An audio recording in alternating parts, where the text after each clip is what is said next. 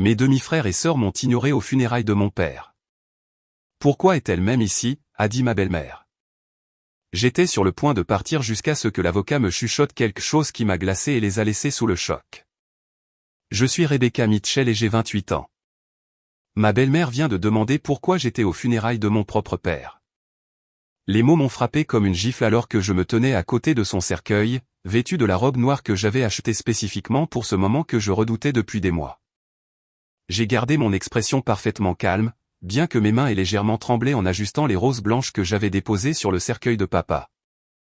Au lieu de répondre à la question de Diane, j'ai simplement fait un signe de tête au directeur des pompes funèbres et j'ai pris place au premier rang, le siège que je m'étais réservé en tant que fille aînée. Ce simple geste a déclenché une série de chuchotements et de regards gênés qui allaient tout changer. Mais je n'avais aucune idée de ce qui allait suivre. D'où regardez-vous aujourd'hui? Laissez votre localisation dans les commentaires ci-dessous et cliquez sur les boutons j'aime et s'abonner si vous vous êtes déjà senti invisible dans votre propre famille. Vous voudrez certainement rester pour ce qui s'est passé ensuite. Laissez-moi vous ramener au début de tout ce désordre. L'appel est arrivé un mardi matin alors que je me préparais pour mon travail de marketing au centre-ville de Phoenix. Numéro inconnu, auquel j'ai failli ne pas répondre. Dieu merci, je l'ai fait. Mademoiselle Mitchell, ici l'hôpital Saint-Joseph.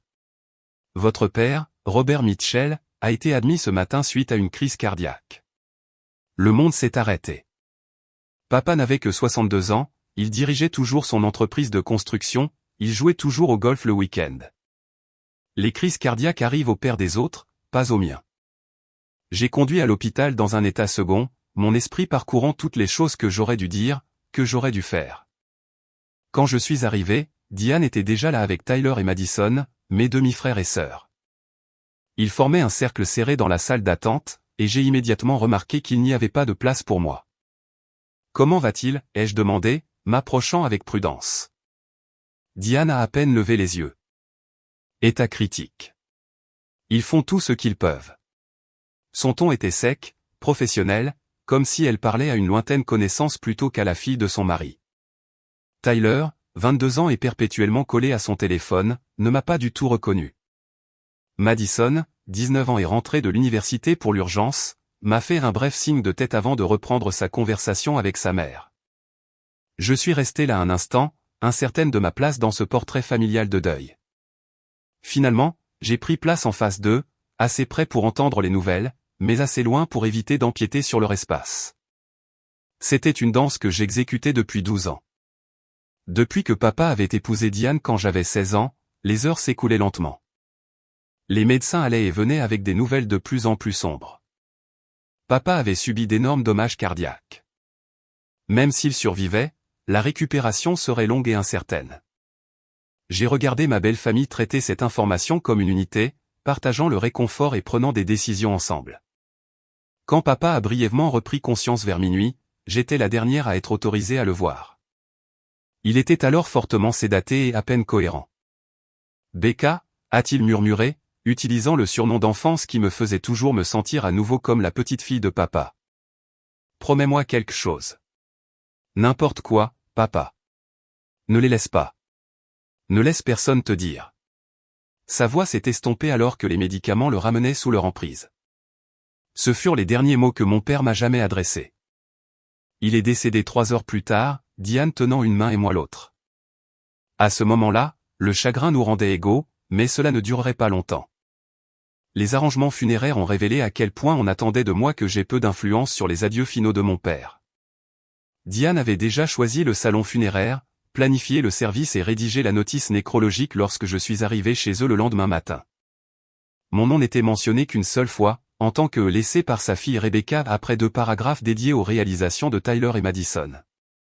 Je pensais que tu voudrais peut-être ajouter quelque chose sur les affaires de papa, ai-je suggéré prudemment. Ou peut-être mentionner son travail bénévole avec Habitat pour l'humanité. Diane m'a regardé comme si j'avais suggéré de danser sur sa tombe. La notice nécrologique est déjà soumise, Rebecca. Nous ne pouvons plus apporter de modifications.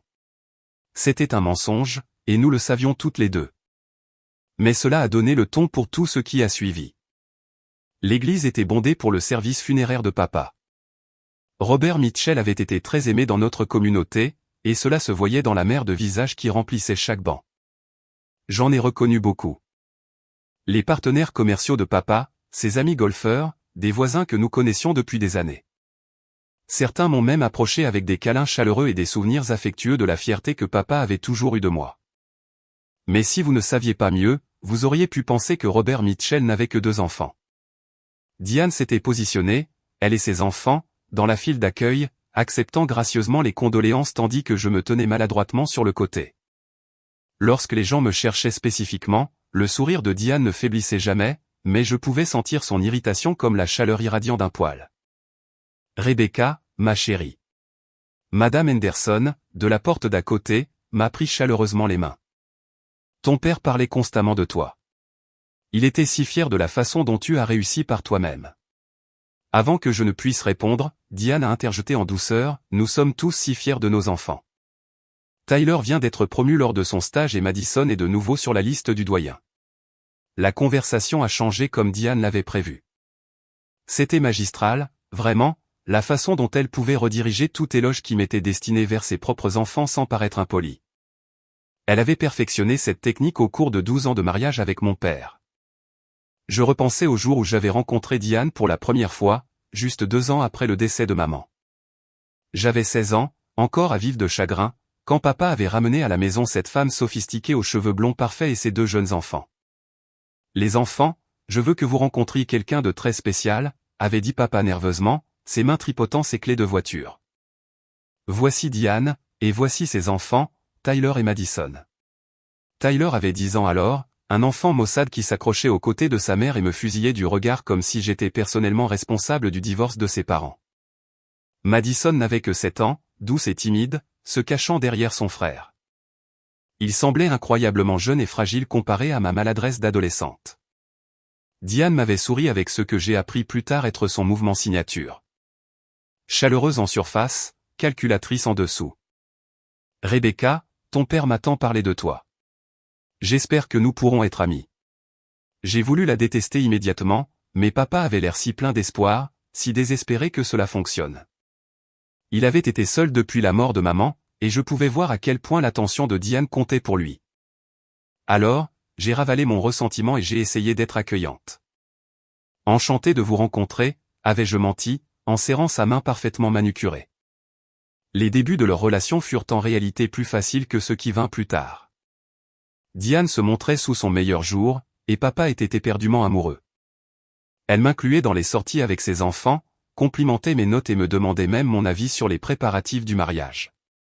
Mais j'aurais dû prêter plus d'attention aux petits détails, la façon dont elle oubliait de mettre une place pour moi lors des dîners, comment elle programmait les photos de famille lorsque j'étais à mon travail à temps partiel. Les corrections subtiles lorsque papa faisait l'éloge de mes réalisations devant ses amis. Rebecca réussit bien à l'école, disait-elle. Bien que ce soit beaucoup plus difficile maintenant que lorsque nous étions jeunes, les standards sont vraiment très différents. Papa ne remarquait jamais ces petites piques. Il était trop occupé à être reconnaissant que sa nouvelle femme fasse des efforts avec sa difficile fille adolescente. Et j'étais trop jeune pour comprendre que ce n'était que le début.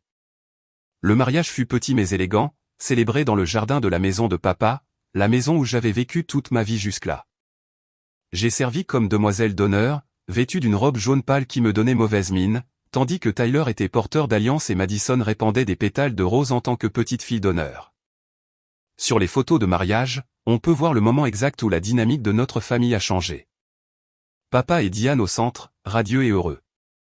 Tyler et Madison les encadrant comme des serre-livres parfaits. Et moi, légèrement sur le côté, souriante, mais en quelque sorte séparée du reste du groupe. Cette nuit-là, après que les invités soient rentrés chez eux et que les traiteurs aient tout nettoyé, j'ai trouvé papa assis seul sur le porche arrière où nous avions l'habitude d'avoir nos meilleures conversations. Joyeux jour de mariage, papa, ai-je dit, m'installant sur la chaise à côté de lui. Il m'a prise dans une étreinte qui sentait son eau de Cologne et le gâteau de mariage. Je sais que c'est un grand changement, ma chérie, mais tu vas adorer avoir des frères et sœurs. Et Diane, elle sera un merveilleux ajout à notre famille. Je voulais le croire. Je le voulais vraiment. Mais même alors, j'avais le pressentiment que notre famille de deux venait de devenir sa famille de 4, plus 1. La transition vers une famille recomposée s'est faite progressivement, comme regarder l'eau monter lentement dans une baignoire. Au début, tout semblait gérable. Puis, soudain, vous réalisez que vous vous noyez. Diane a emménagé dans notre maison avec Tyler et Madison, et soudain chaque tradition que papa et moi avions partagée était sujette à négociation. Les pancakes du dimanche matin sont devenus des brunchs élaborés qui prenaient des heures à préparer. Nos soirées cinéma tranquilles se sont transformées en soirées jeux en famille qui mettaient toujours en vedette des activités dans lesquelles Tyler et Madison excellaient.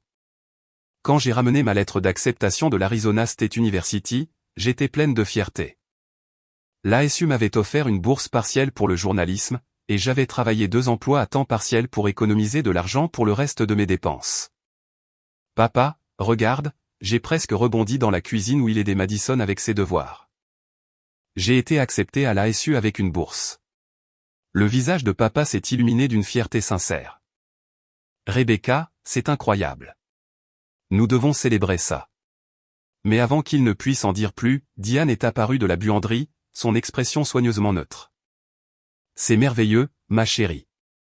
Bien sûr, l'ASU n'est pas vraiment considérée comme une école de premier rang, n'est-ce pas? Mais je suis sûr que tu t'en sortiras bien là-bas. Le commentaire est resté en suspens comme la fumée d'une bougie éteinte. Papa a légèrement froncé les sourcils mais ne l'a pas contredite. Madison a levé les yeux de ses problèmes de mathématiques avec confusion. Qu'est-ce que l'ASU? A-t-elle demandé innocemment. C'est là que Rebecca va à l'université, a expliqué papa. Son enthousiasme a visiblement diminué. Oh, a dit Madison, perdant immédiatement son intérêt. Maman, tu peux m'aider avec ce problème. Juste comme ça, mon moment était terminé. Diane s'est précipitée pour aider Madison tandis que papa est retourné tranquillement à la révision des factures de travail. Ma lettre d'acceptation est restée sur le comptoir, se sentant soudain moins comme une victoire et plus comme une interruption gênante. C'est devenu le schéma des 2 années suivantes. Chaque réussite de ma part était accueillie par des éloges nuancés. Chaque célébration était en quelque sorte partagée ou éclipsée. Quand j'ai gagné un concours d'écriture ma dernière année, Diane l'a mentionné dans la même phrase que Tyler rejoignant le JV Soccer. Quand j'ai obtenu mon diplôme en tant que 2e de promotion, elle a passé le trajet en voiture à discuter du récital de piano à venir de Madison. Papa m'aimait. Je n'en ai jamais douté. Mais il aimait aussi sa nouvelle famille, et maintenir la paix à la maison signifiait ne pas faire de vagues. Diane prenait soin de ne jamais être ouvertement cruelle ou dédaigneuse lorsqu'il faisait attention. Elle était trop intelligente pour cela. Les véritables moments de conflit se produisaient lorsque papa n'était pas là pour en être témoin. Comme la fois où je suis rentré de mon travail au journal local pour trouver Tyler portant mon sweatshirt ASU, celui que j'avais acheté avec mon propre argent pour montrer mon esprit scolaire. Tyler, c'est le mien, ai-je dit, essayant de garder ma voix calme. Il a haussé les épaules. Maman a dit que je pouvais l'emprunter. C'est juste un t-shirt. J'ai trouvé Diane dans la buanderie en train de plier des serviettes avec une précision méticuleuse. Diane, pourriez-vous demander à Tyler de ne pas porter mes affaires sans permission? Elle m'a regardé avec une surprise qui semblait sincère. Oh, ma chérie. Je suis désolé. Je ne savais pas que c'était si spécial pour toi. Il était juste posé dans la lessive propre, et Tyler avait besoin de quelque chose de chaud. Je pensais que tu ne verrais pas d'inconvénient à partager avec ton frère. Le mot « frère » me semblait toujours forcé quand elle le prononçait, comme si elle lisait un script. Mais le véritable génie de sa réponse était la façon dont elle me faisait paraître mesquine de me soucier d'un sweatshirt. Après tout, les membres de la famille ne devraient-ils pas partager? C'est bon, ai-je dit. Parce que pouvais-je dire d'autre? Demande juste la prochaine fois. Bien sûr, a-t-elle souri. Nous apprenons tous encore à vivre ensemble, n'est-ce pas? Ces petites érosions de ma place dans la famille se sont poursuivies tout au long de mes années d'université. Quand je rentrais à la maison pour les vacances, je trouvais que Tyler avait emménagé dans ma chambre d'enfant parce que sa chambre était utilisée comme bureau à domicile de Diane. Quand j'appelais papa, Diane discutait brièvement avec moi avant de lui passer le téléphone, contrôlant ainsi efficacement la conversation. Le pire était que papa semblait inconscient de tout cela. Dans son esprit, nous étions une grande famille heureuse, gérant des problèmes d'adaptation normaux. Il rayonnait de fierté quand Diane m'incluait dans les photos de famille ou mentionnait mes réalisations à des amis. Il ne voyait jamais l'orchestration minutieuse derrière ses gestes. « Tu as tellement de chance d'avoir Diane », m'a-t-il dit un jour pendant ma 3e année. Elle fait vraiment des pieds et des mains pour que tu te sentes incluse. J'ai voulu rire ou pleurer, peut-être les deux. Au lieu de cela, j'ai hoché la tête et accepté parce que quelle était l'alternative? Dire à papa que la gentillesse de sa femme était performative ne ferait que le blesser et ne changerait rien. Mais il y avait des moments où la protection de papa à mon égard transparaissait. Des moments qui me donnaient l'espoir que notre lien était plus fort que les manipulations subtiles de Diane. Comme cette fois où Diane a suggéré que je ne devrais pas rentrer à la maison pour la remise des diplômes de Tyler car il y aurait trop de monde avec la famille élargie en visite. Papa a immédiatement rejeté l'idée. Rebecca est de la famille, a-t-il dit fermement. Elle sera là. Ou quand Diane a oublié de m'inclure dans la photo de la carte de Noël familiale et que papa leur a fait la reprendre. Ma fille fait partie de cette photo, avait-il dit, en me serrant dans ses bras. Ces moments me rappelaient que malgré tout, j'étais toujours sa fille. Il m'aimait toujours. Il me choisissait toujours, même quand cela aurait été plus facile de ne pas le faire. Mais maintenant, il était parti. Et j'étais sur le point de découvrir à quel point sa protection avait compté. Le service funéraire lui-même fut magnifique, exactement ce que papa aurait voulu. Le pasteur Williams parla de l'esprit généreux de papa et de son engagement envers sa famille. Les éloges dressèrent le portrait d'un homme qui avait bâti une entreprise prospère sans jamais oublier ses racines ni ses responsabilités envers les autres. J'avais préparé mon propre éloge funèbre, 3 pages de souvenirs sur l'homme qui m'avait appris à conduire, m'avait aidé avec mes devoirs de mathématiques et avait toujours cru que je pouvais faire tout ce que je voulais. Mais quand le pasteur demanda si des membres de la famille voulaient prendre la parole, Diane s'avança en douceur. Les enfants et moi aimerions dire quelques mots, annonça-t-elle, désignant Tyler et Madison. Les enfants. Pas nos enfants ou les enfants de Robert, juste les enfants. L'exclusion était subtile mais indéniable. Je me suis assise au premier rang, mon discours préparé plié dans mon sac à main, et j'ai écouté Tyler parler de papa lui apprenant à utiliser des outils électriques, et Madison se remémorer en larmes la patience de papa l'aidant à apprendre à faire du vélo.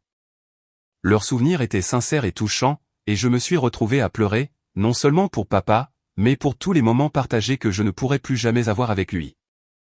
Alors que nous sortions de l'église en file indienne, plusieurs personnes m'ont approché pour me présenter leurs condoléances et me poser des questions sur la cérémonie d'inhumation. C'est alors que j'ai appris que la cérémonie au cimetière était réservée à la famille, une distinction pour laquelle je ne me qualifiais apparemment pas. Je suis désolé, quoi, ai-je demandé à Madame Patterson du bureau de papa. Réservée à la famille? C'est ce que Diane nous a dit, a-t-elle répondu, l'air confuse. Elle a dit que vous comprendriez. J'ai cherché Diane du regard et l'ai trouvée près de l'entrée de l'église, acceptant les cartes de condoléances et organisant la logistique pour les personnes qui voulaient assister à l'inhumation. Quand nos regards se sont croisés sur les marches bondées de l'église, elle m'a fait un petit haussement d'épaule apologétique. Rebecca, ma chérie, elle s'est approchée de moi avec son expression de fausse préoccupation habituelle. Je sais que c'est difficile, mais le cimetière a un espace très limité. Et avec les frères de Robert qui viennent d'un autre état. Ces frères que je n'ai pas vus depuis 10 ans, ai-je demandé doucement. La famille, c'est la famille, a-t-elle répondu, sa voix douce mais ferme. Je suis sûr que tu comprends. Tu peux nous rejoindre pour la réception après. La réception à la maison de papa, ma maison d'enfance, où j'aurais besoin de permission pour entrer à la veillée de mon propre père. Je suis resté sur les marches de l'église, regardant le cercueil de mon père être chargé dans le corbillard qui l'emmènerait à sa dernière demeure sans moi, et j'ai senti quelque chose de fondamental se transformer en moi. Le chagrin était toujours là, accablant et brut. Mais à côté, quelque chose d'autre grandissait, une colère froide et clarifiante. Rebecca, une voix a interrompu mes pensées.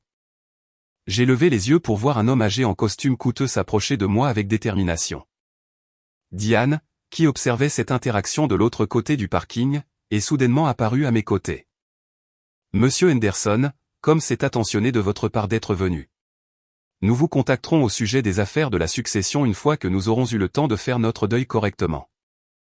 L'expression de l'avocat est restée professionnellement neutre, mais j'ai décelé quelque chose dans ses yeux, un éclair de désapprobation face à la présomption de Diane. En fait, Madame Mitchell, je dois parler à tous les enfants de Robert aujourd'hui. J'ai des affaires urgentes à discuter concernant ses dernières volontés. Sûrement, cela peut attendre quelques jours, a insisté Diane, son sourire paraissant de plus en plus tendu. Aujourd'hui est pour dire au revoir. Je crains que non, a dit Monsieur Henderson fermement. Robert était très précis sur le moment. Je devrais voir Rebecca, Tyler et Madison à mon bureau demain matin à 10 heures. Tous les trois. J'ai observé attentivement le visage de Diane. Juste un instant, son masque composé a glissé et j'ai vu quelque chose que je n'avais jamais vu auparavant. La peur. Bien sûr, elle a rapidement retrouvé son calme. Nous serons là. Mais Monsieur Henderson me regardait directement maintenant.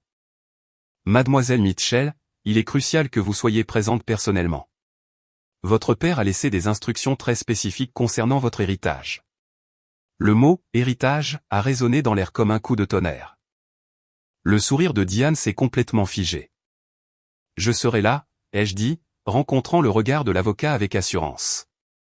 Tandis qu'il s'éloignait, j'ai senti Diane étudier mon visage avec une nouvelle intensité. Pendant 12 ans, elle m'avait vu comme un inconvénient gérable, facilement mise de côté et contrôlée. Mais maintenant, il y avait quelque chose dans son expression que je n'avais jamais vu auparavant.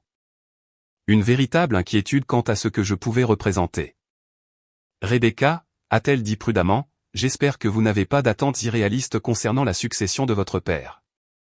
Robert et moi avons tout discuté en détail, et la plupart de ces biens sont liés à notre maison et aux fonds universitaires des enfants. Son explication préventive n'a fait que confirmer ce que je commençais à soupçonner. Papa m'avait laissé quelque chose de suffisamment important pour que Diane ressente le besoin de gérer mes attentes à l'avance. Je n'attends rien, ai-je répondu honnêtement. Papa m'a donné tout ce dont j'avais besoin de son vivant. Mais même en disant ces mots, je me suis demandé si c'était entièrement vrai. Peut-être que papa avait un dernier cadeau qui m'attendait. Quelque chose que Diane ne pouvait pas orchestrer ou contrôler. L'inhumation a eu lieu sans moi comme prévu. Je suis rentré chez moi, toujours vêtu de ma robe de deuil, et je me suis assise dans ma cuisine, me demandant ce que le lendemain apporterait. Pour la première fois depuis la mort de papa, je me suis permis d'espérer que peut-être, juste peut-être, il avait trouvé un moyen de me protéger même après son départ. Cette nuit-là, je n'ai pas pu dormir. Je n'arrêtais pas de penser aux derniers mots de papa à l'hôpital. Ne les laisse pas. Ne laisse personne te dire. Me dire quoi? Qu'avait-il essayé de me prévenir? Demain, je le saurai. Le bureau d'avocat de Henderson était exactement ce à quoi on pouvait s'attendre d'un avocat prospère d'une petite ville. Boiserie sombre, livres reliés en cuir, et une légère odeur de café coûteux.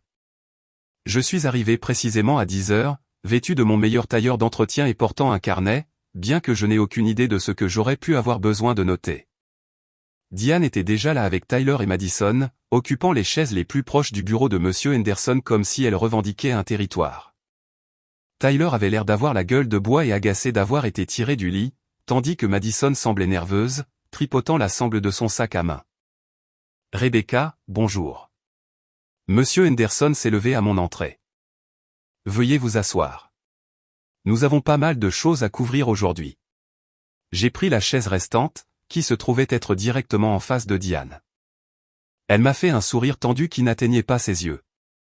Avant de commencer, a dit Monsieur Henderson, s'installant derrière son bureau avec un épais dossier. Je veux que vous sachiez tous que votre père a passé beaucoup de temps à mettre à jour son testament au cours des 6 derniers mois. Il a été très réfléchi quant à ses dernières volontés et très précis sur la manière dont il souhaitait que sa succession soit distribuée. Diane a bougé dans sa chaise. Nous comprenons que Robert voulait subvenir aux besoins de tous. Il était toujours si généreux.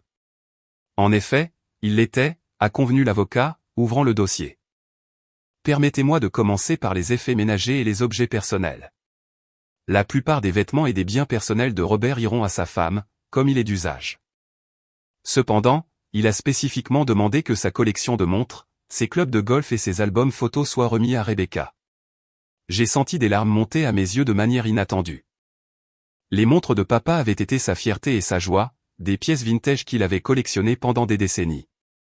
J'avais l'habitude de m'asseoir avec lui le samedi matin pendant qu'il les nettoyait et les remontait, l'écoutant expliquer leurs histoires. C'est charmant, a dit Diane, bien que sa voix soit tendue. Ces vieilles montres nécessitent tellement d'entretien. Je suis sûr que Rebecca prendra plaisir à s'en occuper. Monsieur Henderson a poursuivi. Maintenant, concernant la maison de la rue Oak, actuellement évaluée à environ. Je me suis préparé. Bien sûr, la maison irait à Diane. Elle y avait vécu pendant 12 ans. Elle y avait élevé ses enfants. C'était tout à fait logique. Robert a légué la maison à Rebecca ainsi que tout son contenu. Les mots ont frappé la pièce comme un coup physique. Madison a halté audiblement. Le téléphone de Tyler a claqué sur le sol. Et Diane. Diane est devenue complètement blanche. Je suis désolé, a-t-elle dit lentement. Pourriez-vous répéter cela? La maison va à Rebecca, a dit monsieur Henderson patiemment. Robert a estimé qu'il était important que sa fille hérite de la maison familiale où elle a grandi. Mais où sommes-nous censés vivre? La voix de Madison était petite et paniquée. C'est notre maison, aussi. Je me suis senti malade. Ce n'était pas ce que je voulais. Je n'avais pas besoin de la maison de papa. J'avais juste besoin qu'il soit encore en vie. Il y a plus, a poursuivi monsieur Henderson. L'entreprise de Robert, Mitchell Construction, ainsi que tous ses actifs, équipements et contrats en cours, sont également transférés à Rebecca. L'entreprise a été évaluée à environ X millions de dollars. Diane s'est levée brusquement. C'est impossible. Robert ne nous laisserait jamais sans rien. Il aimait Tyler et Madison comme ses propres enfants. Veuillez vous asseoir, Madame Mitchell. Je n'ai pas terminé. La voix de l'avocat était ferme. Robert était très conscient de ses responsabilités envers ses enfants mineurs. Tyler et Madison recevront chacun X dollars pour leurs frais d'études, qui seront détenus en fiducie jusqu'à ce qu'ils atteignent 21 ans. De plus, Diane, vous recevrez X dollars et un versement d'assurance vie de Y dollars. Ce n'est pas assez, la voix de Diane était à peine un murmure. Comment sommes-nous censés survivre avec ça? Les paiements de la maison à eux seuls sont de Z dollars par mois. Monsieur Henderson l'a regardé avec quelque chose qui aurait pu être de la sympathie. Robert a supposé que la maison n'aurait plus de versements hypothécaires puisqu'il l'avait entièrement remboursée l'année dernière. Cependant, je comprends que vous avez refinancé la propriété il y a 6 mois. Le silence qui a suivi a été assourdissant. Diane s'est effondrée sur sa chaise, son visage traversant des émotions que je ne pouvais pas tout à fait déchiffrer. Choc, peur, et quelque chose qui ressemblait presque à de la culpabilité. Pourquoi ne parlons-nous pas des termes spécifiques, a poursuivi monsieur Henderson. Rebecca, votre père a été très clair sur le fait que vous devriez prendre possession de la maison et de l'entreprise immédiatement. Cependant, il voulait également s'assurer que Tyler et Madison puissent terminer leur année scolaire sans interruption. J'ai retrouvé ma voix pour la première fois depuis que j'étais entré dans le bureau. Bien sûr, je ne rêverais pas de les forcer à déménager avant la remise des diplômes. De plus, a dit l'avocat, Robert espérait que vous envisageriez d'offrir à Diane une résidence temporaire dans la maison pendant qu'elle prend d'autres dispositions. Il a suggéré que 3 mois seraient appropriés. 3 mois. J'ai regardé Diane, qui fixait ses mains dans son giron. La femme qui avait passé 12 ans à me faire sentir comme une étrangère dans ma propre maison allait maintenant être ma colocataire. C'est généreux, ai-je dit prudemment. Nous pouvons discuter des détails. Mais Tyler en avait apparemment assez d'écouter. C'est des conneries, a-t-il dit, se levant brusquement. Pourquoi elle a tout? Elle n'y a même pas vécu depuis 10 ans. Tyler, a averti Diane doucement. Non, maman. Ce n'est pas juste. Papa a toujours dit que nous étions ses enfants aussi. Il a toujours dit que nous étions tous égaux. Il s'est tourné vers moi avec une hostilité non dissimulée. Tu l'as probablement manipulé d'une manière ou d'une autre. Tu l'as probablement convaincu de changer son testament. Ça suffit. La voix de monsieur Henderson a traversé la pièce comme un fouet. Je ne tolérerai aucune accusation dans mon bureau. Le testament de votre beau-père a été rédigé avec une consultation juridique complète et attestée de manière appropriée. Aucune manipulation n'a été impliquée. Madison pleurait maintenant, des larmes silencieuses coulant sur son visage. Je ne comprends pas. Pourquoi papa ne nous aimait-il pas assez? Et là, c'était la question qui me brisait le cœur aussi. Parce que malgré tout, malgré les années d'exclusion subtile et de manipulation de Diane, j'avais sincèrement eu de l'affection pour Tyler et Madison. C'étaient des enfants innocents pris dans une situation d'adulte qu'ils n'avaient pas créée. Ils vous aimaient, ai-je dit doucement. Il ne s'agit pas d'amour. Il s'agit de... J'ai fait une pause, essayant de trouver des mots honnêtes mais pas cruels. Il s'agit de l'héritage familial. La maison est dans la famille de papa depuis 40 ans. L'entreprise porte son nom. C'était vrai, mais ce n'était pas toute la vérité. Il y avait autre chose ici. Quelque chose dans la manière délibérée dont papa avait structuré cet héritage qui ressemblait à un message. Mais qu'essayait-il de me dire? En quittant le bureau de l'avocat, j'ai réalisé que ma vie venait de changer complètement. J'étais maintenant chef d'entreprise, propriétaire, et responsable de la gestion d'une situation familiale qui venait d'exploser en 1000 morceaux. Mais plus que cela, je commençais à comprendre que le dernier cadeau de papa n'était pas seulement un héritage. C'était la liberté. Et le pouvoir de enfin fixer les termes de mes propres relations avec ces personnes qui ne m'avaient jamais tout à fait accepté comme faisant partie de la famille. Le trajet de retour vers la maison de papa ou ma maison maintenant, je devais me le répéter ou était surréaliste. Je suivais la voiture de Diane à travers des quartiers que je connaissais depuis l'enfance, en passant devant l'école primaire où j'avais appris à lire, et le parc où papa m'avait appris à lancer une balle courbe. Tout semblait exactement pareil, mais rien ne serait plus jamais pareil. Quand nous nous sommes garés dans l'allée, je suis resté un instant dans ma voiture, fixant la maison de ranch en briques rouges avec ses volets blancs et le chêne que papa avait planté quand j'avais 8 ans.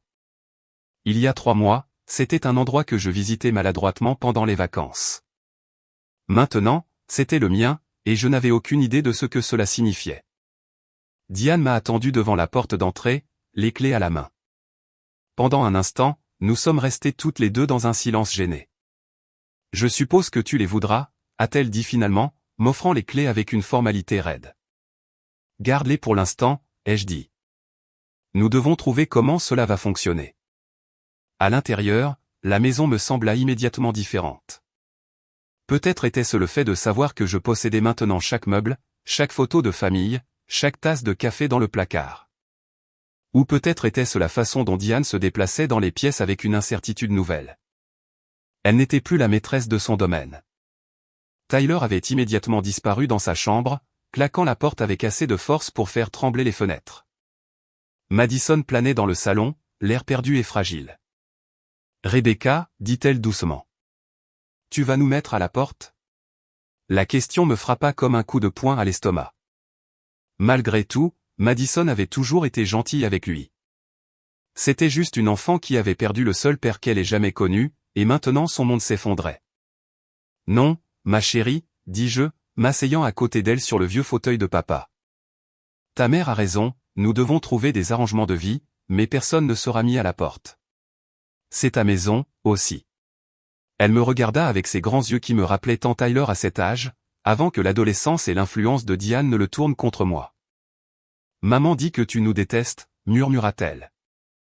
Je jetai un coup d'œil à Diane, qui se tenait dans l'embrasure de la cuisine, le visage soigneusement neutre. Bien sûr, elle avait dit cela. Bien sûr, elle avait empoisonné le puits à l'avance. Je ne vous déteste pas, Madison, dis-je honnêtement. Je n'ai jamais détesté aucun de vous. Parfois, les familles sont compliquées, mais cela ne signifie pas que nous ne nous soucions pas les uns des autres. Diane s'est rapprochée, son expression calculatrice. Rebecca, je pense que nous devons discuter des aspects pratiques. Le paiement hypothécaire, les services publics, les taxes foncières, tout est dû dans les prochaines semaines. Je l'ai regardé attentivement. Je pensais que papa avait remboursé la maison l'année dernière. Son visage a légèrement rougi. Eh bien, oui, mais nous avons refinancé pour faire face à des dépenses imprévues. Les cours préparatoires de Tyler à l'université, les cours de piano de Madison, quelques factures médicales. Des factures médicales.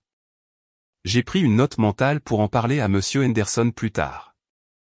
Quel est le paiement mensuel, ai-je demandé. 2800 $, a-t-elle dit, observant mon visage pour une réaction.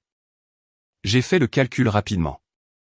Même avec mon salaire marketing, c'était plus que ce que je pouvais me permettre à long terme, surtout avec une entreprise à gérer et des taxes foncières à payer. Papa m'avait laissé des actifs, mais j'allais avoir besoin de temps pour comprendre comment les rendre rentables. D'accord, ai-je dit lentement. Voici ce que je propose. Vous pouvez rester dans la maison sans loyer pendant 3 mois comme papa l'a suggéré, mais j'aurai besoin que vous couvriez les services publics et l'épicerie pendant cette période. Cela nous donne à tous le temps de nous adapter et de faire des plans. Le soulagement a inondé le visage de Diane. C'est très généreux.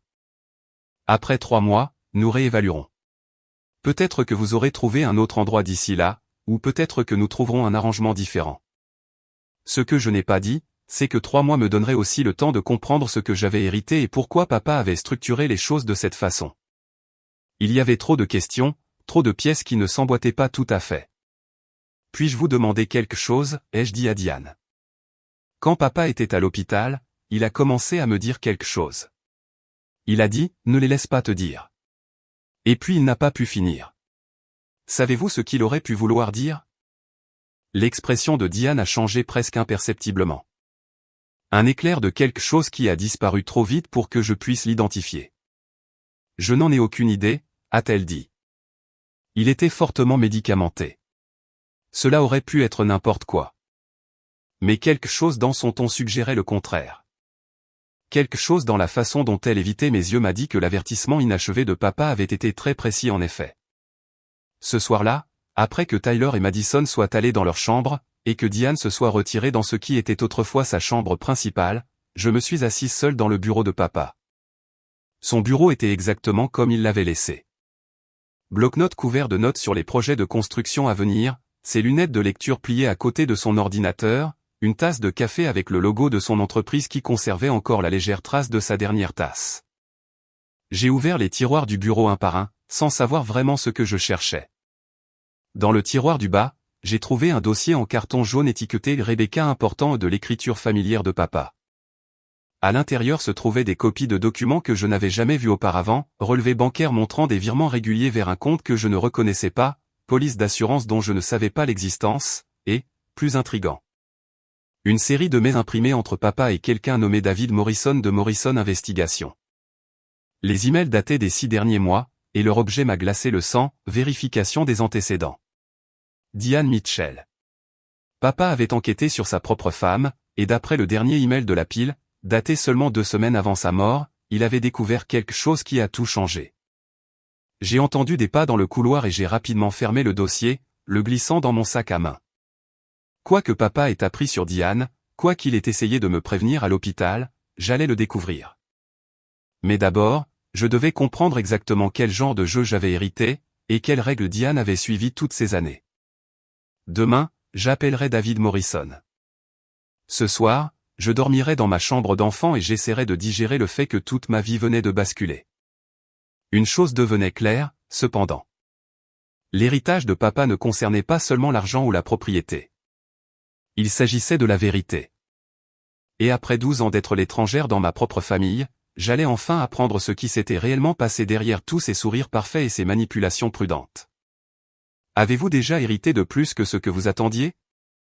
Parfois, l'héritage le plus précieux n'est pas ce qui est écrit dans un testament, c'est ce que vous découvrez après. Le lendemain matin, j'ai appelé David Morrison avant de perdre mon sang-froid. Sa voix était rauque, professionnelle, exactement ce que l'on attend d'un détective privé. Mademoiselle Mitchell, a-t-il dit lorsque je me suis identifié. Je me demandais quand j'aurais de vos nouvelles. Votre père a dit que vous pourriez appeler après, eh bien, après. Monsieur Morrison, j'ai trouvé des emails entre vous et mon père. Il enquêtait sur Diane. C'était le cas. Et ce que j'ai trouvé. Il a marqué une pause. Ce n'est pas quelque chose que nous devrions discuter au téléphone. Pouvez-vous me rencontrer cet après-midi? Il y a beaucoup de choses que vous devez savoir. Nous avons convenu de nous rencontrer dans un restaurant en ville. Loin de toute chance de tomber sur Diane ou ses enfants. J'ai passé la matinée chez Mitchell Construction, rencontrant le contremaître de papa, Jim Rodriguez, et essayant de comprendre ce que j'avais hérité. Ton père était un homme bon, m'a dit Jim alors que nous parcourions les chantiers actuels. Honnête, juste, payait ses factures à temps.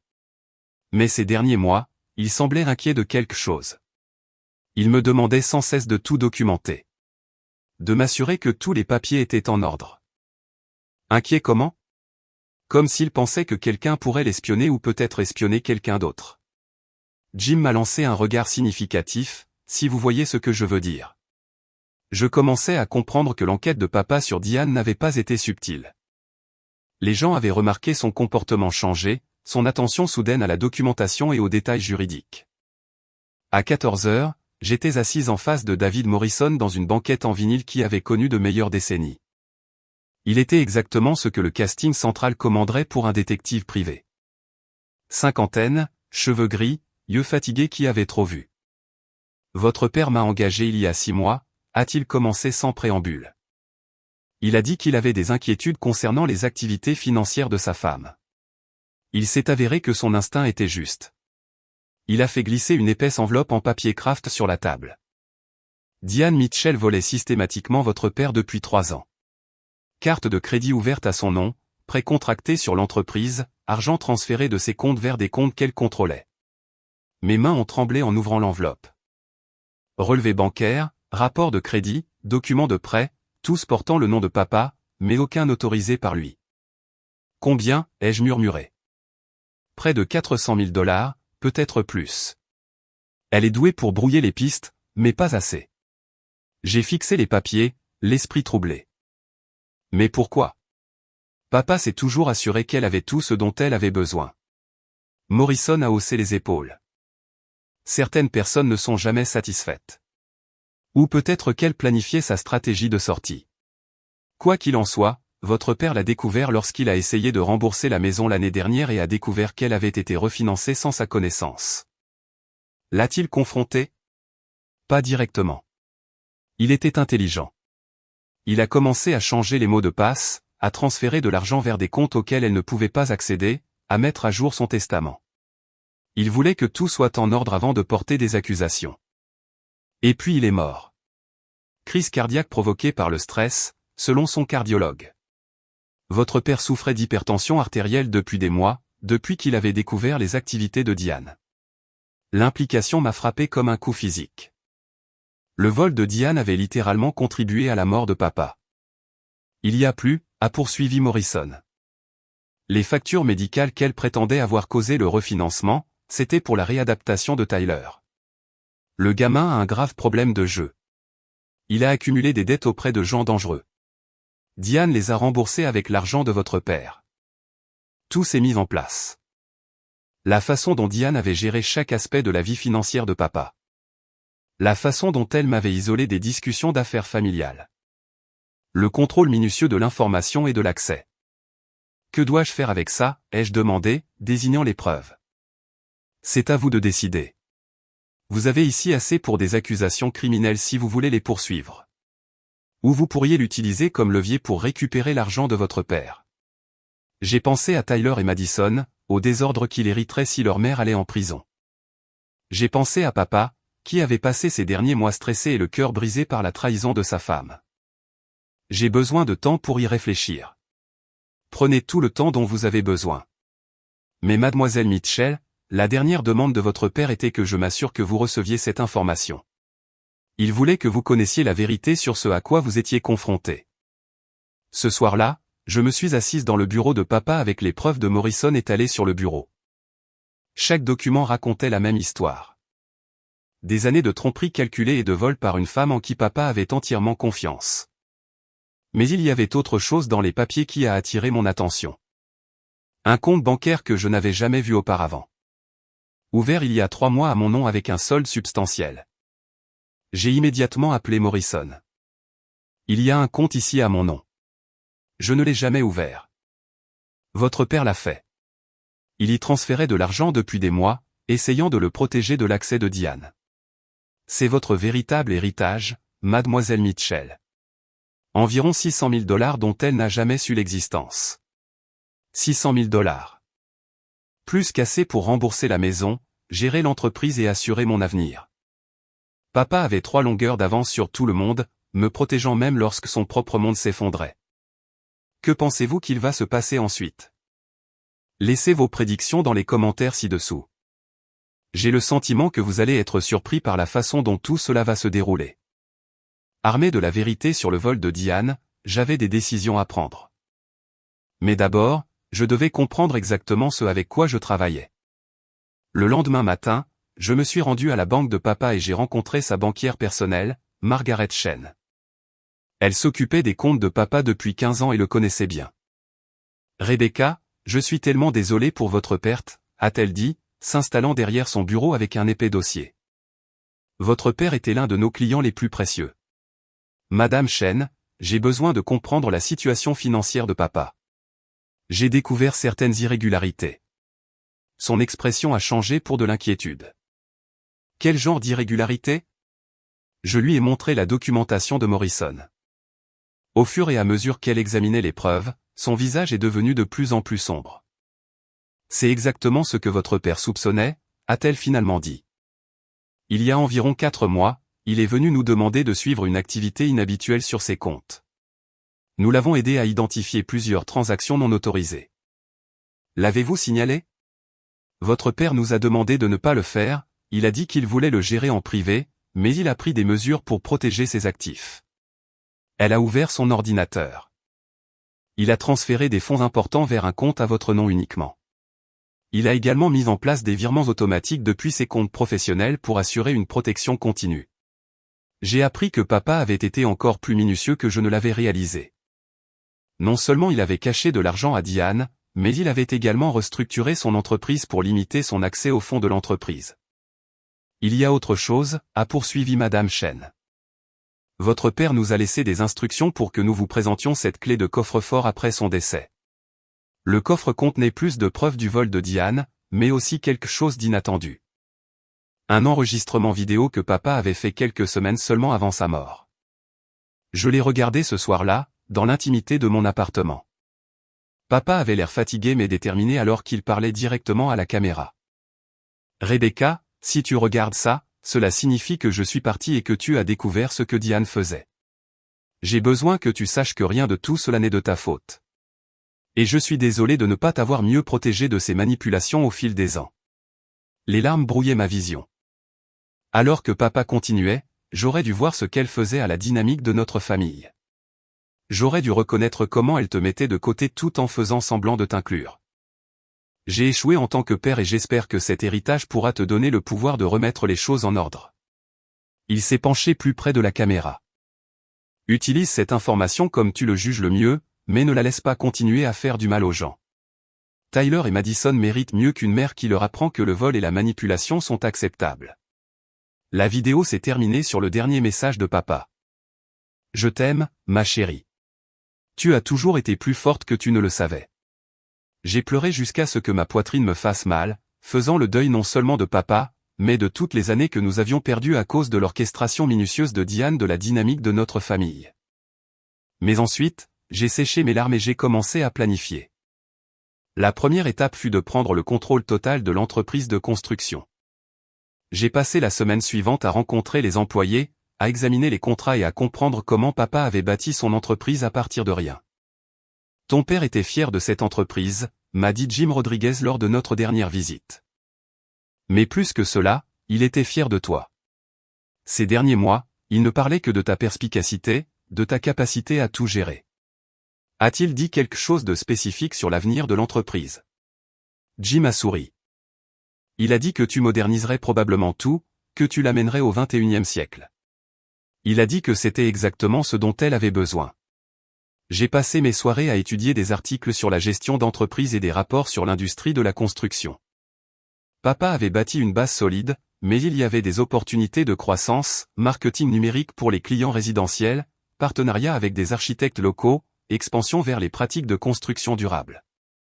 En 2 semaines, j'avais mis en œuvre un nouveau logiciel de gestion de projet et embauché un comptable à temps partiel pour m'aider avec la complexité financière que j'avais héritée.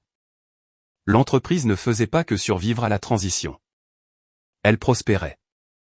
Mais le vrai test est venu quand je rentrais chaque soir à la maison que je partageais maintenant avec Diane et ses enfants. La dynamique avait complètement changé. Diane se déplaçait dans les pièces avec une politesse prudente. Elle n'était plus la matriarche confiante, mais une femme marchant sur des œufs, elle offrait de préparer le dîner, nettoyer méticuleusement et éviter tout sujet susceptible de provoquer un conflit. Tyler est resté hostile, mais avait cessé ses confrontations ouvertes. Madison se réchauffait à mon égard, surtout après que je l'ai aidé avec un projet scientifique et que je l'ai emmené faire du shopping pour de nouveaux vêtements quand Diane a affirmé qu'elle ne pouvait pas se le permettre. Rebecca, a dit Madison un soir alors que nous travaillions ensemble sur ses devoirs. Maman dit que nous devrons peut-être déménager bientôt. Qu'en penses-tu? Elle a haussé les épaules. J'aime bien ici. C'est la seule maison dont je me souvienne. Mais maman dit, tu veux probablement ta vie privée.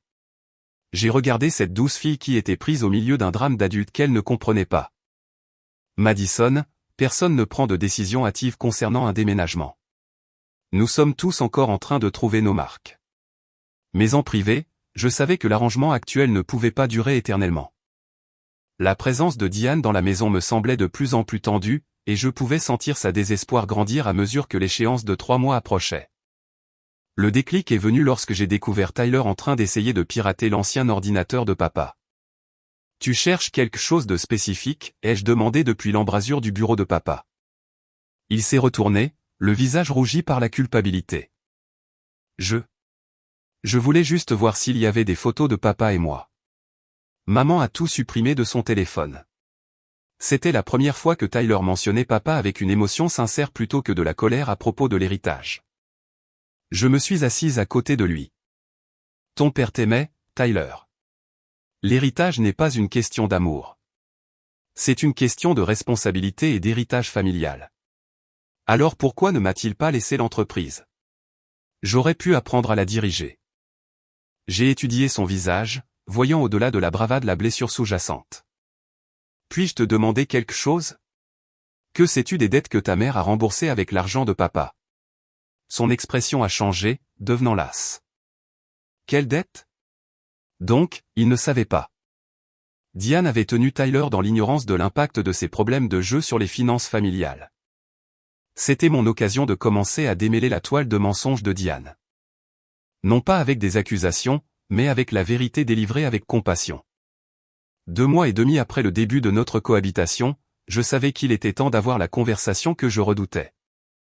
Mais d'abord, j'avais besoin d'une information supplémentaire. J'ai organisé une nouvelle rencontre avec Monsieur Henderson. Cette fois, armé de toutes les preuves de Morrison et de ma compréhension croissante de la véritable situation financière de papa. J'ai besoin de connaître mes options légales, lui ai-je dit, étalant la documentation sur le vol sur son bureau. Il a tout examiné avec la minutie qui avait fait de lui le conseiller de confiance de papa pendant 20 ans. Vous avez plusieurs options, a-t-il dit finalement. Des poursuites pénales pour fraude et vol, des poursuites civiles pour récupérer les fonds volés, ou, il a marqué une pause, vous pourriez utiliser ces informations pour négocier un règlement qui protège vos intérêts tout en évitant un scandale public. Qu'est-ce que papa aurait voulu? Ce soir-là, j'ai demandé à Diane de me rejoindre dans le bureau de papa après que Tyler et Madison soient allés se coucher. Elle est entrée dans la pièce avec prudence, comme si elle sentait que cette conversation serait différente de notre politesse forcée des dernières semaines. Diane, nous devons discuter de votre situation de logement après le mois prochain, ai-je commencé. Le soulagement a inondé son visage. Bien sûr, j'ai cherché des appartements, mais avec la situation scolaire des enfants. Avant de parler de l'avenir, nous devons aborder le passé. J'ai ouvert le dossier de Morrison. Je sais pour le vol, Diane. Tout.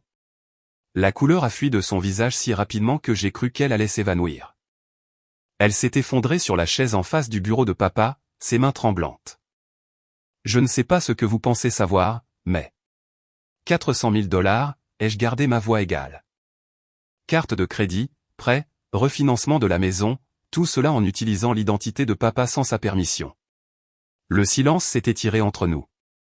Quand Diane a finalement parlé, sa voix était à peine un murmure. Il n'a jamais rien remarqué avant. Il m'a fait confiance pour gérer les finances, et je. Les choses se sont compliquées. Les dettes de jeu de Tyler. Elle a hoché la tête misérablement. Ces gens à qui il devait de l'argent, ils le menaçaient. Je ne pouvais pas laisser quelque chose arriver à mon fils. J'ai ressenti un éclair de sympathie malgré tout. Quelles que soient les fautes de Diane, son amour pour ses enfants était sincère. Papa le savait, ai-je poursuivi. Il enquêtait depuis des mois avant de mourir. Le stress lié à la découverte de votre trahison a contribué à sa crise cardiaque. Le visage de Diane s'est froissé. Je n'ai jamais eu l'intention. J'allais tout rembourser. J'avais un plan. Quel plan? Elle m'a regardé avec une honnêteté désespérée.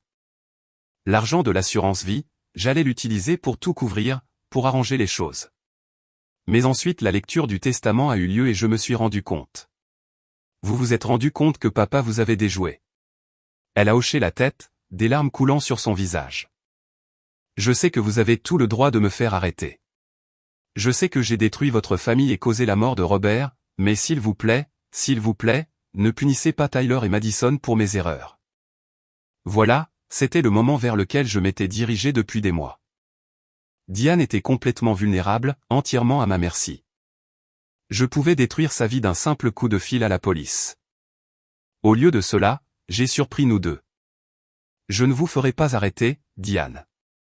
Mais nous allons régler ça, et vous allez suivre mes conditions. Exactement. L'espoir a vacillé dans ses yeux. N'importe quoi.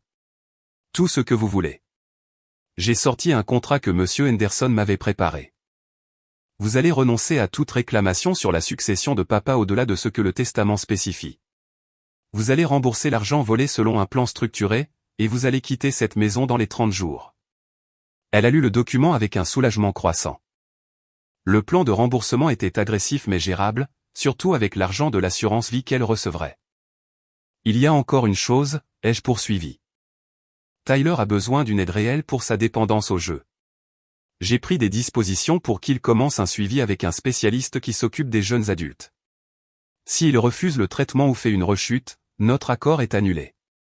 Il le fera, a dit Diane rapidement. Je ferai en sorte qu'il comprenne. Non, Diane. Vous ne le ferez plus faire quoi que ce soit.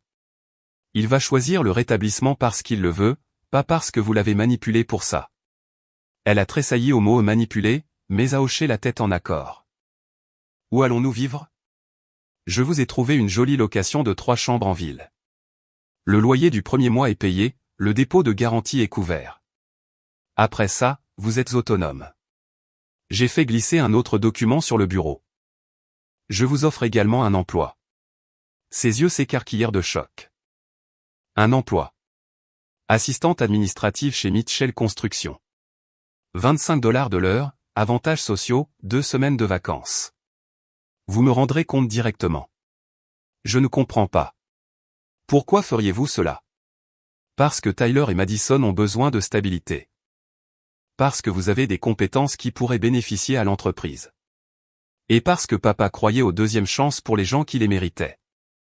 Diane a regardé l'offre d'emploi comme si elle était écrite dans une langue étrangère.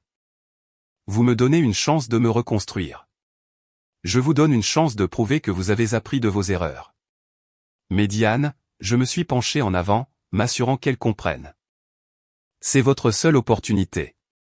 Si vous me mentez un jour, me volez, ou essayez de manipuler ma relation avec Tyler et Madison, vous découvrirez exactement à quel point je peux être impitoyable. La femme qui avait passé 12 ans à me faire sentir comme une étrangère dans ma propre famille a hoché la tête avec une gratitude humble. Merci, a-t-elle murmuré. Je ne mérite pas cette gentillesse. Vous avez raison, ai-je convenu. Vous ne la méritez pas. Mais Tyler et Madison méritent une mère qui a la chance de devenir la personne dont ils ont besoin. Alors que Diane signait les contrats d'une main tremblante, j'ai réalisé que quelque chose avait fondamentalement changé en moi. Je n'étais pas la fille incertaine qui avait tant essayé de s'intégrer à leur dynamique familiale. Je n'étais même pas la fille en deuil qui avait été exclue des funérailles de son père. J'étais une femme qui détenait maintenant tout le pouvoir, et j'avais l'intention de l'utiliser judicieusement. Le dernier mois de notre cohabitation fut unlike anything he could have predicted. Son vol étant exposé et son avenir entièrement dépendant de ma miséricorde, Diane s'est transformée presque du jour au lendemain. Fini le subtil dénigrement et la manipulation calculée. Au lieu de cela, elle se déplaçait dans la maison avec une humilité sincère, demandant la permission avant de changer quoi que ce soit, offrant d'aider aux tâches ménagères qu'elle avait auparavant considérées comme indignes d'elle. « Rebecca », dit-elle un matin alors que je me préparais pour le travail. « J'ai réfléchi à ce que tu as dit concernant le traitement de Tyler. Je sais que j'ai favorisé ses problèmes en les résolvant toujours pour lui. » J'ai levé les yeux de mon café, surprise par sa perspicacité. C'est une grande prise de conscience. J'ai passé tant d'années à essayer de tout contrôler, de rendre tout parfait pour mes enfants que je ne leur ai jamais appris à gérer leurs propres problèmes. Elle a marqué une pause. La façon dont je t'ai traité, c'était ma façon d'essayer de contrôler la relation de Robert avec toi parce que je me sentais menacé par votre proximité. C'était la chose la plus proche d'une véritable excuse que j'ai jamais reçue d'elle. La réaction de Tyler au conseil obligatoire fut, comme on pouvait s'y attendre, hostile au début, mais quand je lui ai expliqué que ses dettes de jeu avaient coûté près de 100 000 $ à papa et avaient contribué à sa mort, quelque chose a changé en lui. Je l'ai tué, la voix de Tyler était petite, dévastée. Tu n'as tué personne, ai-je dit fermement. Mais tes choix ont eu des conséquences qui ont affecté toute la famille. C'est pourquoi tu dois apprendre des moyens plus sains de faire face au stress et à la pression. Madison fut la plus facile à aider. Sans l'anxiété constante de Diane et le stress financier, elle s'épanouit. Je l'ai inscrite à des cours d'art qu'elle avait toujours voulu suivre, l'ai aidée à postuler à un stage d'été dans un cabinet d'architecture, et j'ai vu sa confiance grandir chaque jour. Rebecca, a dit-elle un soir alors que nous rangions après le dîner. Cette maison va me manquer. Toi aussi, tu vas me manquer ici, ai-je répondu honnêtement. Mais tu sais que tu es toujours la bienvenue pour nous rendre visite, n'est-ce pas? Cette maison a toujours été une question de famille, et c'est aussi ta famille. Les changements dans notre dynamique n'ont pas échappé à la communauté. Lorsque j'ai assisté à un match de basket de Tyler, plusieurs amis de papa ont commenté à quel point je gérais bien les choses. Ton père serait fier, m'a dit Madame Patterson. Tu as pris une situation terrible et tu as réussi à la faire fonctionner pour tout le monde. Mais le véritable test est venu lorsque Diane a commencé à travailler chez Mitchell Construction. J'avais craint la gêne d'être son patron, mais Diane a abordé le travail avec un professionnalisme sincère. Elle était organisée, soucieuse du détail et avait une capacité naturelle à gérer les communications clients qui s'est avérée inestimable. Tu es vraiment doué pour ça, lui ai-je dit après qu'elle ait réussi à résoudre un conflit de planification complexe avec 3 entrepreneurs différents. J'ai toujours voulu travailler, a-t-elle admis. Voir Diane redécouvrir ses capacités professionnelles fut étonnamment satisfaisant. Pour la première fois de nos 12 ans de relation, je la voyais comme un individu plutôt que comme la femme qui avait épousé mon père. L'entreprise elle-même prospérait sous ma direction. La nouvelle s'était répandue que Mitchell Construction était maintenant dirigée par la fille de Robert, et plusieurs clients ont spécifiquement demandé des réunions pour discuter de projets à venir. Les gens font confiance au nom Mitchell, a expliqué Jim Rodriguez, mais ils sont aussi curieux de vous. Vous apportez de nouvelles idées tout en maintenant la réputation de qualité de votre père. J'avais mis en œuvre de nouvelles stratégies marketing, modernisé nos équipements et établi des partenariats avec des fournisseurs locaux qui ont considérablement réduit les coûts. L'entreprise était plus rentable qu'elle ne l'avait été depuis des années. Mais ma plus grande réussite fut ce que j'avais accompli avec Tyler. 3 semaines après le début de son suivi, il m'a approché avec ce qui ressemblait à un véritable remords. Rebecca, j'ai quelque chose à te dire. J'étais blâmé pour le fait que papa ne m'ait pas inclus dans son testament, mais je pense que je sais pourquoi il l'a fait. J'ai attendu qu'il continue. Je n'étais pas prêt pour ce genre de responsabilité. Bon sang, j'ai à peine réussi à gérer ma propre vie. Mais toi, tu as tout changé. L'entreprise, notre situation familiale, même en aidant maman à redevenir une vraie personne au lieu de quelqu'un qui ne vit qu'à travers ses enfants. Tyler, non. Laisse-moi finir. J'étais en colère parce que je pensais que papa ne croyait pas en moi. Mais maintenant, je pense qu'il me protégeait et qu'il te faisait confiance pour prendre soin de nous tous jusqu'à ce que nous puissions prendre soin de nous-mêmes. Ce fut la perspicacité la plus mature que j'ai jamais entendue de Tyler, et cela me donna de l'espoir pour son avenir. La veille du déménagement de Diane et des enfants dans leur nouvelle maison, nous avons eu un dernier dîner en famille dans la salle à manger de papa. La conversation était détendue, voire chaleureuse, d'une manière qui était complètement étrangère à nos interactions précédentes. J'ai quelque chose à dire, annonça Diane alors que nous finissions le dessert. Rebecca, je te dois des excuses qui ont 12 ans de retard. Tyler et Madison semblaient surpris. Ils n'avaient jamais entendu leur mère reconnaître une faute aussi directement. Je me suis senti menacé par toi dès le moment où je t'ai rencontré, continua Diane. Tu étais clairement la priorité de Robert, et j'étais incertaine de ma place dans sa vie. Au lieu de construire une relation avec toi, j'ai passé des années à essayer de diminuer ton importance à ses yeux. Elle prit une inspiration tremblante. J'ai enseigné à mes enfants que l'amour était une compétition au lieu de quelque chose qui grandit quand on le partage. Je suis désolé pour cela. Je suis désolé pour tout. Madison tendit la main et me serra la main. Tyler hocha la tête avec une nouvelle compréhension. Et j'ai senti 12 ans de ressentiment enfin commencer à se dissoudre. Merci d'avoir dit cela, ai-je répondu. Et merci de m'avoir donné la chance de savoir qui vous êtes vraiment sous toute cette peur. Alors que nous débarrassions la table ensemble pour la dernière fois, j'ai réalisé que l'héritage de papa m'avait donné quelque chose de plus précieux que l'argent ou la propriété. Il m'avait donné le pouvoir de transformer non seulement ma propre vie, mais aussi la vie de tous ceux qui m'entouraient. Demain, ils commenceraient leur nouveau chapitre, et moi aussi. 6 mois après la mort de papa, je dirigeais Mitchell Construction avec succès, j'avais transformé ma relation avec ma belle famille et je vivais confortablement dans la maison où j'avais grandi. Tout aurait dû être parfait. Mais je n'arrêtais pas de penser à l'avertissement de papa à l'hôpital. Ne les laisse pas te dire. Me dire quoi? J'avais découvert le vol de Diane, géré la dynamique familiale et assuré l'avenir de tous. Quoi d'autre y avait-il? La réponse est venue d'une source inattendue. Je nettoyais les derniers dossiers personnels de papa quand j'ai trouvé une lettre qui m'était adressée, cachée à l'intérieur d'un vieux manuel de construction. L'enveloppe portait la mention « Ouvrir seulement si quelque chose m'arrive ». À l'intérieur se trouvait une seule page, de l'écriture de papa. Rebecca, si tu lis ceci, cela signifie que je n'ai pas eu la chance de tout te dire en personne. Le vol financier de Diane n'était qu'une partie du problème. Elle travaillait avec quelqu'un d'autre. Quelqu'un qui ciblait notre famille depuis des années. Vérifie le box de stockage sur Miller Road. L'unité. La clé est scotchée sous mon établi. Fais attention à qui tu fais confiance. Papa. Un box de stockage dont je ne savais pas l'existence. Une conspiration impliquant plus que le simple désespoir de Diane concernant les dettes de Tyler. J'ai trouvé la clé exactement là où papa avait dit qu'elle se trouverait. Cet après-midi-là, j'ai conduit jusqu'à l'établissement de Miller Road, le cœur battant. L'unité contenait des boîtes de documents datant de 15 ans, dossiers financiers, photographies, rapports de détectives privés antérieurs au travail de Morrison. En ouvrant la première boîte, j'ai commencé à comprendre l'ampleur de ce que papa avait découvert. Diane n'avait pas travaillé seule.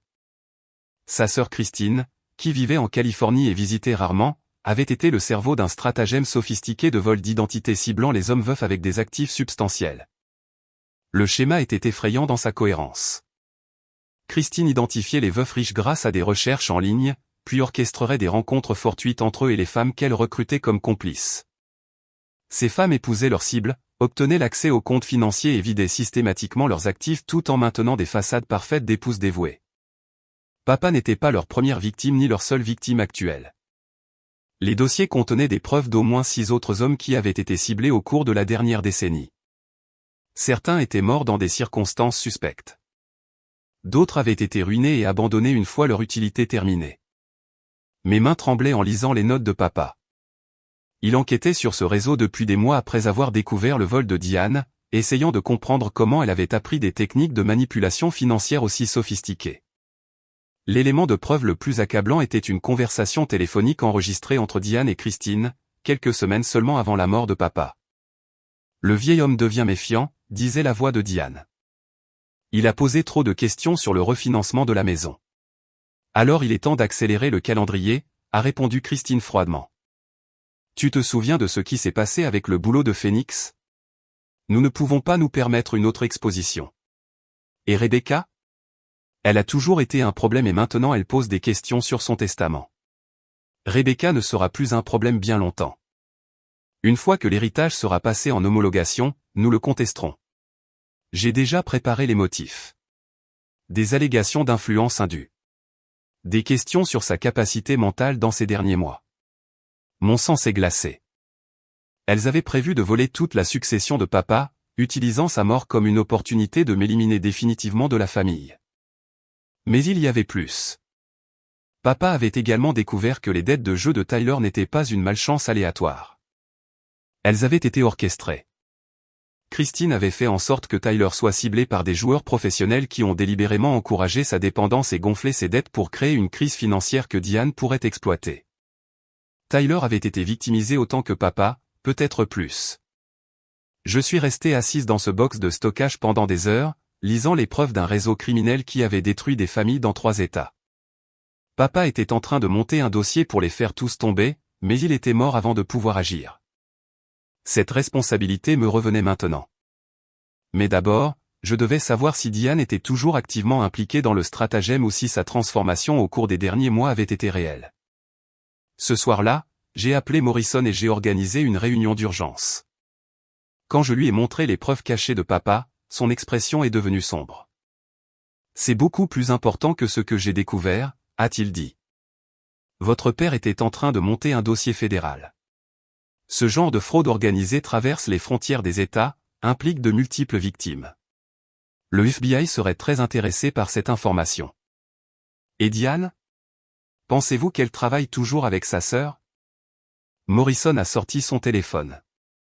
Laissez-moi passer quelques appels. J'ai des contacts qui peuvent vérifier les communications récentes, les dossiers de voyage, l'activité financière. 2 heures plus tard, il avait des réponses qui ont tout changé. Diane est propre depuis la mort de votre père, a-t-il rapporté. Pas de contact avec Christine. Pas d'activité financière suspecte, pas de tentative d'accès à des comptes qu'elle ne devrait pas. Soit c'est la criminelle la plus prudente que j'ai jamais vue, soit elle s'est réellement réformée. Et Christine est toujours active. Elle travaille actuellement sur une cible à Denver, un ingénieur à la retraite qui a perdu sa femme l'année dernière. Selon le calendrier, elle est probablement à 6 mois de relation. J'ai pensé au cours d'art de Madison, au progrès de Tyler en thérapie, au véritable remords de Diane et à son travail acharné à l'entreprise. Leur transformation avait-elle été réelle? Ou étais-je manipulé à un niveau encore plus sophistiqué que je ne l'avais imaginé? Il n'y avait qu'un seul moyen de le savoir. Le lendemain matin, je suis entré chez Mitchell Construction et j'ai demandé à Diane de me rejoindre dans mon bureau. J'ai fermé la porte et j'ai posé une copie des fichiers du box de stockage sur mon bureau. J'ai besoin que vous me parliez de votre sœur Christine, ai-je dit doucement. Le visage de Diane est devenu blanc. Elle s'est effondrée sur la chaise en face de mon bureau, ses mains tremblantes. Combien savez-vous, a-t-elle murmuré. Tout. La question est de savoir si vous êtes toujours impliqué dans ces stratagèmes ou si vous avez vraiment changé comme je le pensais. Pendant un long moment, Diane a fixé les fichiers avec une expression de terreur absolue. Quand elle a finalement levé les yeux, il y avait des larmes dans ses yeux. Christine est la raison pour laquelle j'ai tout fait, a-t-elle dit. Elle a dit qu'elle avait des informations sur mon premier mariage, sur des choses que j'avais faites avant de rencontrer Robert. Elle m'a fait chanter pour qu'elle m'aide. Quel genre d'informations? La voix de Diane est devenue à peine audible. Quand le père de Tyler nous a quittés, j'étais désespéré. Christine m'a convaincu de l'aider avec l'un de ses stratagèmes. Juste une fois, a-t-elle dit, pour me remettre sur pied. J'étais jeune et stupide et terrifié à l'idée d'être sans abri avec 2 jeunes enfants. La confession s'est déversée d'elle, comme un poison enfin expulsé de son système. Christine avait utilisé le seul moment de désespoir de Diane pour la contrôler pendant des années, menaçant de révéler son passé et de détruire son mariage avec papa si elle ne coopérait pas. Chaque dollar que je prenais à Robert, Christine en prenait la moitié, a poursuivi Diane. Elle a dit que c'était le paiement pour garder mes secrets. Mais après la mort de Robert, après avoir vu ce que j'étais devenu, j'ai rompu tout contact avec elle. J'ai changé mon numéro de téléphone, bloqué ses emails, tout. Elle n'est pas au courant de notre arrangement, de votre travail ici? Non, pour autant que Christine le sache, je suis toujours en deuil et en difficulté financière. Je ne lui ai rien dit sur la façon dont vous nous avez aidés à nous reconstruire. J'ai étudié le visage de Diane attentivement, cherchant des signes de tromperie. Au lieu de cela, j'ai vu l'épuisement, le soulagement, et quelque chose qui ressemblait à de l'espoir. Diane, je vais vous demander de faire quelque chose qui pourrait être dangereux, et vous avez tout le droit de dire non. Elle s'est redressée sur sa chaise. De quoi avez-vous besoin? J'ai besoin que vous m'aidiez à démanteler toute l'opération de votre sœur, et cela signifie faire semblant d'être la personne que vous étiez juste assez longtemps pour recueillir des preuves. Diane n'a pas hésité. Quoi qu'il en coûte. Christine a détruit suffisamment de familles. Il est temps que cela cesse. Et avec cette décision, notre partenariat est devenu quelque chose qu'aucune de nous n'avait jamais attendu. Une collaboration pour rendre la justice vers laquelle papa travaillait quand il est mort. Le plan que Morrison et moi avons élaboré était risqué mais élégant. Diane rétablirait le contact avec Christine, invoquant une détresse financière et suppliant d'être incluse dans le stratagème actuel de sa sœur. Nous documenterions tout, puis remettrions les preuves aux enquêteurs fédéraux. Êtes-vous sûr de vouloir faire ça, ai-je demandé à Diane alors que nous préparions son premier appel téléphonique à Christine depuis des mois. Une fois que nous commençons, il n'y a pas de retour en arrière. Rebecca, ma sœur a détruit des familles pendant des années. Elle a utilisé mes enfants comme levier pour me forcer à trahir l'homme que j'aimais. Il est temps qu'elle fasse face aux conséquences. L'appel téléphonique était prévu pour ce soir-là.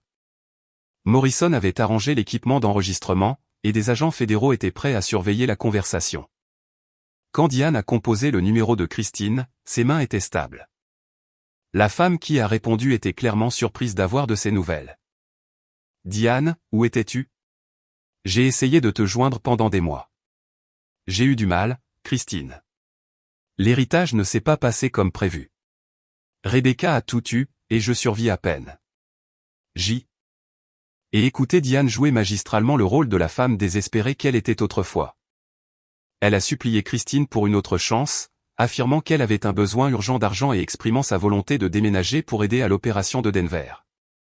La réponse de Christine a révélé l'étendue réelle de son réseau criminel. J'ai 3 situations actives en ce moment. Elle a dit, Denver est presque prête pour la récolte, mais j'aurais besoin d'aide pour le redémarrage de Phoenix et la nouvelle opportunité à Portland. Peux-tu voyager ? Oui, n'importe quoi. J'ai besoin que ça marche, Christine. Bien. Mais Diane, cette fois tu suis mes instructions exactement. Ton attachement émotionnel à ce constructeur a failli tout ruiner. Ces hommes sont des cibles, pas des intérêts amoureux. La cruauté décontractée dans la voix de Christine m'a retourné l'estomac. Papa n'avait été pour elle rien de plus qu'une cible, un moyen d'atteindre une fin dans un jeu qu'elle avait joué des dizaines de fois. Au cours des 2 semaines suivantes, Diane a fourni à Christine des informations soigneusement élaborées pendant que les enquêteurs fédéraux montaient leur dossier. Nous avons appris l'existence de comptes bancaires dans plusieurs États, de fausses identités et d'un réseau de femmes que Christine avait recrutées pour cibler des veuves vulnérables. Le tournant est venu lorsque Christine a envoyé à Diane des instructions détaillées pour accéder aux comptes financiers de la cible de Denver. La trace électronique de ces communications a fourni exactement les preuves dont les procureurs fédéraux avaient besoin. Nous avons assez pour plusieurs accusations fédérales, nous a dit l'agent Martinez lors de notre dernier briefing. Fraude bancaire, vol d'identité, abus envers personnes âgées, complot. Christine et ses complices risquent de lourdes peines de prison. Et Diane, ai-je demandé.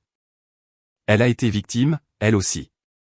À bien des égards, la coopération de Madame Mitchell a été inestimable. Étant donné qu'elle a été contrainte de participer et qu'elle a fourni une assistance complète à notre enquête, nous recommandons l'immunité en échange de son témoignage. Les descentes ont eu lieu simultanément dans 3 États. Christine a été arrêtée à Denver avec 2 complices. Les comptes bancaires ont été gelés, les victimes ont été identifiées, et un réseau criminel qui opérait depuis plus d'1 décennie a finalement été démantelé. Tyler et Madison ont appris l'arrestation de leur tante par les reportages. Leurs réactions ont révélé à quel point ils avaient tous 2 grandi au cours de la dernière année. Je n'arrive pas à croire que tante Christine nous utilisait, a dit Madison, sa voix un mélange de tristesse et de colère. Elle était au courant des problèmes de jeu de Tyler et les a aggravés exprès. La réponse de Tyler fut plus complexe. Je n'arrête pas de penser à toutes les façons dont cela aurait pu se passer différemment. Si papa n'avait pas été si intelligent pour protéger Rebecca, si Rebecca n'avait pas été assez forte pour nous aider au lieu de nous détruire, nous aurions pu tout perdre. 3 mois plus tard, je me tenais au cimetière où papa était enterré, portant des fleurs fraîches et un article de journal sur la condamnation de Christine. Elle avait été condamnée à 15 ans de prison fédérale. On les a eus, papa, ai-je dit doucement, déposant les fleurs sur sa tombe. Tous. J'ai pensé au chemin qui m'avait mené à ce moment. Il y a 6 mois, j'étais la fille exclue aux funérailles de son père. Maintenant, j'étais une femme d'affaires prospère, j'avais reconstruit ma relation avec ma belle famille et j'avais aidé à démanteler un réseau criminel qui avait fait des dizaines de victimes. Mais plus que cela, j'avais découvert qui j'étais vraiment lorsque j'ai eu le pouvoir de choisir ma propre voie. Diane s'approcha de l'autre bout du cimetière, portant ses propres fleurs. Nous avons développé une amitié inattendue, basée sur une expérience partagée et un respect mutuel. Comment vous sentez-vous ? A-t-elle demandé en me rejoignant près de la pierre tombale de papa. Fière, ai-je dit. Je pense que papa serait fier aussi. Il le serait. Tu as pris une situation impossible et tu as réussi à la faire fonctionner pour tout le monde. Elle a marqué une pause. J'ai réfléchi à ce qu'il essayait de te dire à l'hôpital. Ne les laisse pas te dire. Qu'est-ce que tu penses qu'il voulait dire? Ne les laisse pas te dire que tu n'as pas ta place. Ne les laisse pas te dire que tu n'es pas assez forte. Ne les laisse pas te dire qui tu es. Diane a souri. Tu as passé toute ta vie à prouver que ces gens avaient tort. Alors que nous retournions ensemble à nos voitures, j'ai réfléchi au cadeau inattendu que l'héritage de papa m'avait offert. Non seulement la sécurité financière ou la propriété, mais le pouvoir de redéfinir mes relations selon mes propres termes. Tyler prospérait à l'université, sa dépendance aux jeux sous contrôle, et sa relation avec moi plus forte que jamais. Madison avait été acceptée à l'école d'art de ses rêves avec une bourse pour laquelle je l'avais aidé à postuler. Diane était devenue non seulement une employée, mais une partenaire de confiance dans le développement de l'entreprise de papa. Nous n'étions pas la famille recomposée parfaite que papa avait toujours espéré. Nous étions quelque chose de mieux. Des gens qui avaient choisi de prendre soin les uns des autres malgré notre histoire compliquée. Ce soir-là, je me suis assise dans le vieux bureau de papa, mon bureau maintenant, examinant les contrats du dernier projet de Mitchell Construction. L'entreprise prospérait. Mes relations familiales étaient saines, et j'avais trouvé ma place dans le monde que papa avait voulu que j'aie. Mon téléphone a sonné avec un appel d'un nouveau client potentiel. En répondant avec ma salutation professionnelle, j'ai souri en remarquant à quel point ma voix sonnait différemment maintenant. Confiante, autoritaire, complètement sûre de ma propre valeur. Mitchell Construction. Rebecca Mitchell à l'appareil. Comment puis-je vous aider? Si cette histoire a résonné en vous, n'oubliez pas d'aimer et de vous abonner pour plus d'histoires sur la façon de trouver la force dans des situations impossibles. Parfois, le plus grand héritage n'est pas ce qui est écrit dans un testament. C'est le courage d'écrire sa propre fin. N'oubliez pas que vous êtes plus fort que vous ne le savez, et que vous méritez des relations qui célèbrent votre valeur plutôt que de la diminuer. Merci d'avoir suivi le parcours de Rebecca avec moi, et je vous retrouve dans la prochaine histoire.